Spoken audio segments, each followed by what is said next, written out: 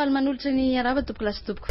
naniditsidina teny amin'ny lanitra Antsirabe ny valala hatramin'ny omaly tsy tokony hataitra nefa ireo valala ireo raha nanambara ny DRDA na ny talemsana ny fampiroboroboana ny fambolena eto Vakinakaratra kely de kely ireto valala ireto raha nanambarany tsy tony tamin'ny volana avrily tamin'ny taona lasa izay nanamaizina tanteraka ny lanitra Antsirabe sady tsy fotoanany vary sy ny katsaka izay voly tena fihinan'ny valala ihany koa izao raha ny fanazavany ka tsy tokony hampanahy loatra ny fandalovan'izy ireo efa nanomboka ny ady amin'ny ireto valala ireto ihany nefa ny DRDA sy ireo sapan-draharaha hafa voakasiky ny ady amin'ny valala raha ny fanazavany ireo valala ireo zany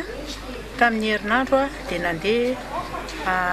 nazo filazana zay fa misy valala any Ambobevavy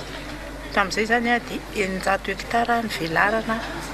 voasarin'le valala atao inona fotsiny vola ao banque mondiale sy tsosatsika ireo tsy vidanana zany resaka zany mba dia fa serovana an'le vahoaka sady efa matra ave mivahoaka mbola misy an'izany pesty zany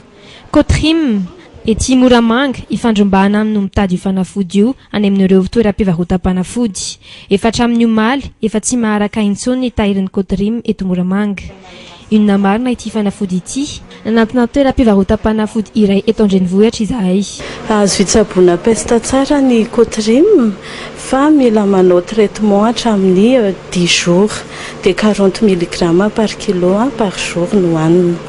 dia afaka hanaovana prévention koa ny Kotrim fa mandritra ny 7 jours indray dia 40 mg par kilo par jour. Kotrim fety tsy maintsy hoe sous ordonnance no afahana mahazo anazy sa hoe afaka tonga dia hoe makaty amin'ny pharmacie fotsiny mifehy. Normalement aloha izy tsy na antibiotique dia tsy maintsy mila ordonnance foana. Fisavana nataon'ny fahatserana frantsay tamina entana mampiayana no natratrarina zanatsokatra misa 70 ny 14 Desambra 2024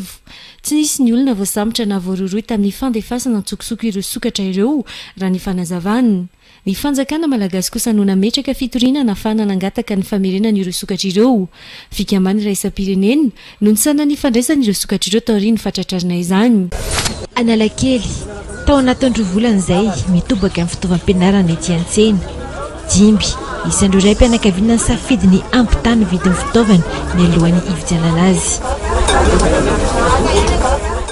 tsy latsaka ny elinalina ariary ny vola tsy maintsy atokany hividianana ireo fitaovam-pianarana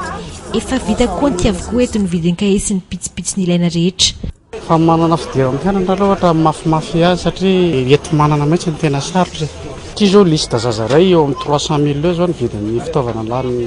vidianana an'ity Sakaray aman-dreny no mameno ny tsena eto Analakely mila mandany fotoana mihitsy